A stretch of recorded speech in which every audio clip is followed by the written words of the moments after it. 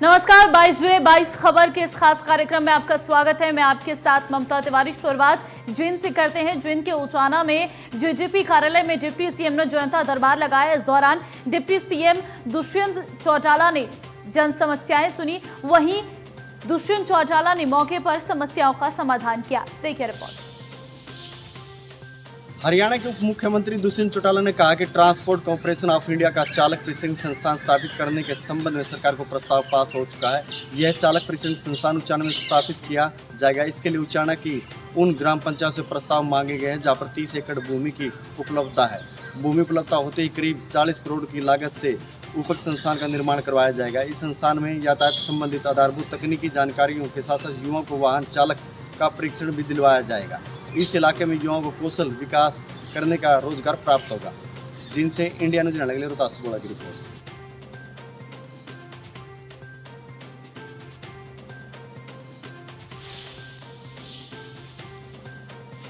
कृषि मंत्री जेपी दलाल ने 13 करोड़ की लागत से बनने वाली 4 नहरों का गांव शेखपुरा से रीमॉडलिंग के कार्य का शुभारंभ किया। देखिए रिपोर्ट।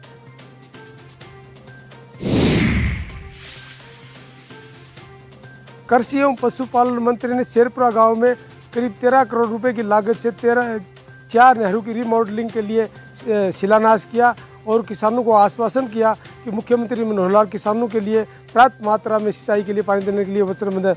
उन्होंने मुख्यमंत्री का आभार व्यक्त किया कि मुख्यमंत्री ने समान बंटवारा पानी का करके दक्षिण हरियाणा के लिए काफ़ी किसानों की सहायता की है। उन्होंने कहा कि आने वाले समय में किसानों के लिए नई नई स्कीमें लाई जा रही हैं और किसानों को पानी बचाना चाहिए और ड्रिप और सिंचाई इरीगेशन का सहारा लेना चाहिए। उन्होंने कांग्रेस पर निशाना साधते हुए कहा कि चिंतन शिविर होटलों के बजाय किसानों के खेतों में करना चाहिए और मोदी जैसे प्रधानमंत्री का कांग्रेस को समर्थन करना चाहिए। कांग्रेस के नेताओं ने कांग्रेस का अपने आप में यह हाल हुआ है। उन्होंने बहल में 3 बच्चों की मौत पर बोलते हुए कहा कि बड़ी दुखद घटना है और उन्होंने ये भी घोषणा की कि 5-5 लाख रुपए प्रति बच्चे को सहायता के तौर से सरकार की तरफ दिलाए जाएंगे। इंडिया न्यूज़ हरियाणा के लिए लोहारू से महासिंह शौरान। चलिए आगे बढ़ते हैं। कुरुक्षेत्र के द्रोणाचार्य स्टेडियम में आजादी के अमृत महोत्सव को लेकर सांसद खेल स्पर्धा कार्यक्रम का आयोजन किया जा रहा। कार्यक्रम के दूसरे दिन के सायंकालीन सत्र में बतौर मुख्य अतिथि के रूप में शिरकत की महिला और बाल विकास मंत्री कमलेश ढांडा ने। इस दौरान महिला एवं बाल विकास मंत्री कमलेश ढांडा, सांसद नायब सिंह सैनी, ओलंपियन योगेश्वर दत्त, पूर्व जिलाध्यक्ष एवं खेल आयोजन कमेटी के अध्यक्ष धर्मवीर मिर्जापुर ने कबड्डी और कुश्ती के खिलाड़ियों से परिचय करके सांसद खेल स्पर्धा के दूसरे दिन के सायंकालीन प्रतियोगिताओं का शुभारंभ किया और मैचों का अवलोकन करके खिलाड़ियों का उत्साहवर्धन करने का काम किया। महिला एवं बाल विकास मंत्री कमलेश ढांडा ने कहा कि सांसद खेल स्पर्धा के माध्यम से स्थानीय खेलों को बढ़ावा देना और युवाओं को एक बेहतर मंच देना हमारी सरकार का उद्देश्य है।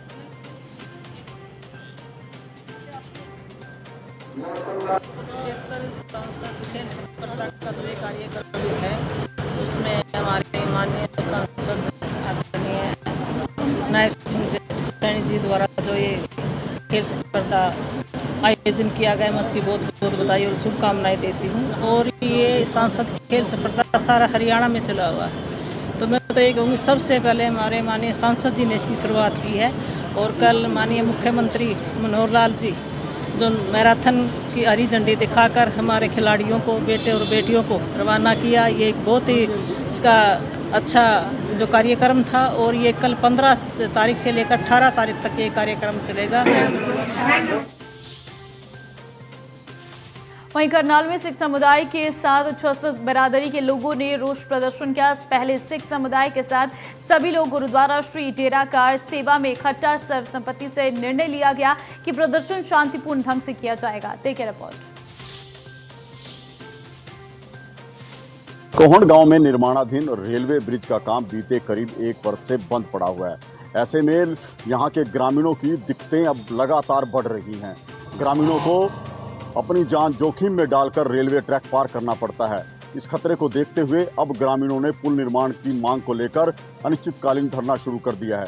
धरने पर बैठे ग्रामीणों का आरोप है कि उनकी बार बार शिकायतों और गुहार के बाद भी शासन प्रशासन पुल निर्माण को लेकर गंभीर नहीं है।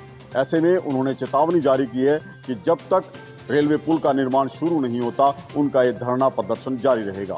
करनाल से महेंद्र सिंह, इंडिया न्यूज हरियाणा।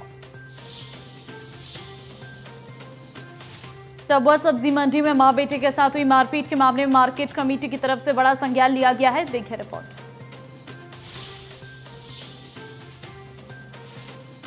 फरीदाबाद की डबुआ मंडी में मां और बेटे के साथ पार्किंग ठेकेदार के गुर्गों द्वारा की गई मारपीट के मामले में अभी तक पुलिस के हाथ खाली हैं। सभी आरोपी पुलिस की पकड़ से बाहर बने हुए हैं। कहीं ना कहीं पुलिस पर ये सवालिया निशान लग रहा है और जो माँ बेटे हैं उनके अंदर भी पुलिस को लेकर हीन भावना पैदा हो रही है। और सबसे बड़ी बात यह है कि पुलिस जब मौके पर पहुंची तो वहां आरोपी मौजूद थे। आखिर वो कैसे वहां से निकल गए, ये अपने आप में एक बड़ा सवाल है। और कहीं ना कहीं इसको लेकर जो मार्केट कमेटी के सचिव हैं उन्होंने एक कारण बताओ नोटिस जारी किया है पार्किंग ठेकेदार के खिलाफ। कहीं ना कहीं बड़ी कार्रवाई उनकी तरफ से की गई है, लेकिन पुलिस के ढुलमुल रवैये से जो पीड़ित हैं उनके अंदर कहीं ना कहीं हीन भावना पैदा हो रही है। फरीदाबाद से इंडिया न्यूज़ के लिए राजेंद्र दहिया। चलिए आगे बढ़ते हैं। यमुनानगर के बुढ़िया थाना के क्षेत्र में 5 युवक नदी में बह गए। बताया जा रहा है कि यमुना में नहाने गए 10 युवकों का पर दूसरे ग्रुप के लोगों ने हमला बोल दिया। देखिए रिपोर्ट। यमुना में डूबे 5 व्यक्तियों में से 3 व्यक्तियों की तलाश की जा चुकी है। 2 डेड बॉडी अभी भी ढूंढना बाकी। जिस तरह से कल दोपहर 1 बजे के लगभग 2 गुटों में झगड़ा हुआ था। एक गुट ने जो पानी में नहा रहे थे उनके ऊपर हमला कर दिया था, जिसमें 5 व्यक्ति तो बचकर आ गए और 5 जो बच्चे थे वो डूब गए थे। उनमें से 3 के शव बरामद कर लिए गए हैं और 2 की तलाश जारी है। जानकारी देते उपायुक्त पार्थ गुप्ता ने बताया कि जिस तरह से पहले कल तो लोकल जो प्रशासन था उसने रेस्क्यू किया, तो आज सुबह से ही NDRF की टीम मंगवा ली गई। मधुबन से टीम आई, लोकल गोताखोर की टीम लगी, तो उन्होंने 3 शव बरामद करने में सफलता हासिल कर ली है और जो 2 शव हैं वो भी जल्दी से बरामद कर लिए जाएंगे। यमुनानगर से Devidas Sharda, India news Haryana. Palwal road स्थित श्री अग्रसेन भवन में स्वर्ग ओम प्रकाश सिंगला की श्रद्धांजलि सभा में करनी सेनाध्यक्ष बीजेपी प्रदेश प्रवक्ता सूरजपाल अम्मू पर पुरानी रंजिश के चलते एक व्यक्ति की तरफ से जानलेवा हमला बोल दिया गया। देखिए रिपोर्ट। करनी सेना के राष्ट्रीय अध्यक्ष और बीजेपी के प्रवक्ता सूरजपाल अम्मू पर जानलेवा हमला हुआ और पूर्व पार्षद पति ने यह हमला किया और अब गुरुग्राम पुलिस ने FIR दर्ज जरूर कर लिया, लेकिन अभी तक जो आरोपी है पुलिस की गिरफ्त से बाहर है। इसी को चलते आज सोना में वकीलों ने अपना वर्क सस्पेंड किया, तो वहीं पर कल ग्रामीणों ने एक महापंचायत बुलाई है सूरजपाल अम्मू के पक्ष में। अब देखना यह होगा कि यह मामला कितना टूल पकड़ता है। गुरुग्राम से कैमरामैन दिनेश सैनी के साथ संजय राठौर। आगे बढ़ते हैं। हिसार समाज को शर्मसार करने की घटना सामने आई है। मंदिर के पुजारी ने महिला के साथ रेप किया है। महिला से जादू टोना का भय दिखाकर रुपये भी ऐंठ लिए हैं। देखिए रिपोर्ट। हिसार की रहने वाली एक महिला ने पुजारी पर दुष्कर्म करने का आरोप लगाया है। आजाद नगर पुलिस ने मामला दर्ज करके छानबीन शुरू कर दी है। वहीं महिला ने पुलिस को दी शिकायत में आरोप लगाया कि पुजारी ने उसके साथ दुष्कर्म किया और साथ ही साथ 1,15,000 रुपये लेट लिए। अब थाना प्रभारी का कहना है कि इस संबंध में मामला दर्ज करके छानबीन शुरू की जा रही है। उन्होंने बताया कि 376 का मामला दर्ज कर लिया है। वहीं महिला ने आरोप लगाया कि जो पुजारी ने मेरे साथ दुष्कर्म किया है, जबरदस्ती मेरे से पैसे भी ऐंठ लिए। पुलिस को दी शिकायत में महिला ने आरोप लगाते हुए कहा कि जो इसके खिलाफ कार्रवाई की जाए और मेरे पैसे वापस दिलवाई जाए। कैथल जिले में चोरों के हौसले इस कदर बुलंद होते जा रहे हैं कि वो अब 1-2 नहीं बल्कि 5-5 दुकानों को निशाना बनाने में लगे हुए हैं। देखिए रिपोर्ट। कैथल में चोरों का आतंक लगातार जारी है। बात करें छात्रावास रोड की, देर रात 5 दुकानों को चोरों ने अंजाम दिया, जहां से नकदी भी और जो सामान था वो भी चोर लेकर उड़ चुके थे। दुकान से नकदी का सामान लेकर चोर जो थे रफू चक्कर हो चुके थे और चोरी की घटना जो है जो सीसीटीवी फुटेज उसमें कैद हो चुकी है। पुलिस उनकी जांच करी है। इस बारे में जो दुकानदारों से बातचीत की गई तो दुकानदारों का कहना यह था कि ऊपर के पीछे के दरवाजे से चोर दरवाजा तोड़कर अंदर घुसते हैं और उस घुसने के बाद जो सामान है सामान उठा कर ले जाते हैं। उसके बाद जो सीसीटीवी फुटेज में जो चोर दिखाई दे रहे हैं किस प्रकार जो गले को तोड़कर उसमें से पैसे निकाले जाते हैं और चोर एक रेडीमेड की दुकान में जाकर जो कपड़े हैं कपड़े उठा कर ले जाता है और एक चांदी का सिक्का उठाकर ले जाता है। लगभग 5 दुकानों में चोरी के अंजाम देते हैं। लाखों रुपए की चोरी चोर कर रफू चक्कर हो जाती है, लेकिन पुलिस को भनक तक नहीं लगती है। इस बारे में दुकानदारों से बातचीत की गई तो कैथल पुलिस प्रशासन से काफ़ी नाराज़ दुकानदार दिखाई दी, क्योंकि दुकानदारों का कहना है कि हर 3 महीने का ये काम बन चुका है। हर 3 महीने के बाद ये ही 2 चोर जो सीसीटीवी फुटेज में दिखते हैं ये चोर लगातार आकर चोरी कर जाते हैं, लेकिन अब तक पुलिस के हाथ नहीं चढ़े हैं। काफ़ी नाराजगी थी व्यापारियों में और दुकानदारों में दिखाई दी। ऐसे कैमरामैन संदीप डुल के साथ मनोज मलिक, इंडिया न्यूज़, हरियाणा। खबर पलवल से। पलवल के कैंप थाना क्षेत्र में बदमाशों के हौसले बुलंद है। आगरा चौक पर स्थित पोस्ट होटल में लूट के इरादे से मैनेजर और कैशियर पर फायरिंग कर दी है। देखिए रिपोर्ट। पलवल के आगरा चौक स्थित एक होटल में बदमाशों द्वारा फायरिंग कर रंगदारी करने का मामला सामने आया है। वहीं चंद कदम दूरी पर ही पलवल कैंप थाना का स्टेशन है, परंतु बदमाशों के हौसले इस तरह कदर बुलंद है कि रंगदारी मांगने को लेकर पहले तो फायर किया गया और उसके बाद खुलेआम जान से मारने की धमकी देकर फरार होते हुए नजर आए। पूरी घटना सीसीटीवी में कैद हो गई और पुलिस ने होटल मैनेजर की शिकायत के आधार पर मामला दर्ज करके आगे की कार्रवाई शुरू कर दी है, परंतु अभी तक 24 घंटे बीत जाने के बाद भी अभी पुलिस आरोपियों को नहीं पकड़ पाई है। लगातार पुलिस दबिश दे रही है।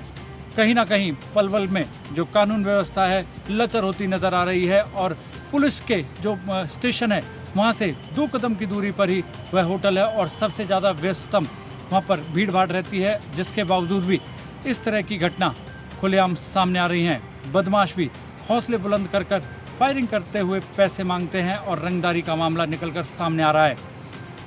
बहरहाल देखने वाली बात होगी कि कब तक पुलिस आरोपियों को गिरफ्तार करती है। क्या इस तरह ही पलवल की कानून व्यवस्था राम भरोसे चलेगी, ये भी एक बड़ा सवाल खड़ा करती है। कैमरामैन करतार के साथ नितिन शर्मा, इंडिया न्यूज़, पलवल। चलिए आगे बढ़ते। पंचकुला सेक्टर 8 में रहने वाली 5 साल की बच्ची अपने माता पिता से बिछड़ गई थी, जो पुलिस को बच्ची सेक्टर 5 के पार्क के पास मिली। देखिए रिपोर्ट। हार्डकोर क्रिमिनल से निपटने वाली हरियाणा पुलिस अभी कुछ समय के लिए आया की भूमिका में नजर आई। सेक्टर 5 पुलिस थाना की पुलिस आया की भूमिका में इसलिए नजर आई क्योंकि पुलिस को सेक्टर 5 के पार्क से 6 साल की बच्ची मिली। बच्ची अपने परिवार से बिछड़ गई थी। जब पुलिस को बच्ची मिली तो उसे पुलिस थाने में लाया गया, यहाँ उसे खाना खिलाया गया। उसके साथ साथ एक महिला पुलिसकर्मी ने लोरी सुनाकर उसे सुलाया, जिसके बाद उसके परिवार की तलाश की गई। खैर, करीब 1.5 से लेकर 2.5 घंटे की मशक्कत के बाद बच्ची को उसके परिवार के हवाले कर दिया गया है। ऐसे में पुलिस कमिश्नर की ओर से पहले ही हिदायत जारी की गई है कि छोटे बच्चों के मामलों में सख्ती दिखाई जाए और पुलिस संवेदनशील नजर आए। कैमरामैन कपिल नागपाल के साथ अमित शर्मा, इंडिया न्यूज़, हरियाणा। तो वहीं सोनीपत के थाना क्षेत्र के गांव की किशोरी को अगवा कर चलते ट्रक में सामूहिक दुष्कर्म की वारदात को अंजाम दिया। हालात बिगड़ने पर आरोपित किशोरी को केएमपी पर डालकर फरार हो गए। देखिए रिपोर्ट। सोनीपत में सदर थाना के अंतर्गत एक गांव की 16 वर्षीय एक लड़की के साथ सामूहिक दुष्कर्म हुआ है और दुष्कर्म की शिकायत सोनीपत के सदर थाना में 5 लोगों के खिलाफ दी गई है, जहां 4 आरोपी अभी गिरफ्तार कर लिए गए हैं, वहीं 5वां आरोपी अभी भी फरार चल रहा है। पुलिस ने पूरे मसले को लेकर इन्वेस्टिगेशन भी कर रही है। दूसरा, 5वें आरोपी की तलाश में लगातार जुटी हुई है और पुलिस ने पोस्को एक्ट के तहत मामला दर्ज कर लिया है। आरोपियों को कोर्ट में पेश कर 2 दिन के रिमांड पर भी लिया गया है। और चलिए फिलहाल आगे बढ़ते हैं। अंबाला पुलिस ने हरियाणा पंजाब में चोरी की वारदात को अंजाम देने वाले 2 युवकों को गिरफ्तार किया। ये युवक महंगी बाइक्स को चोरी ही करते थे।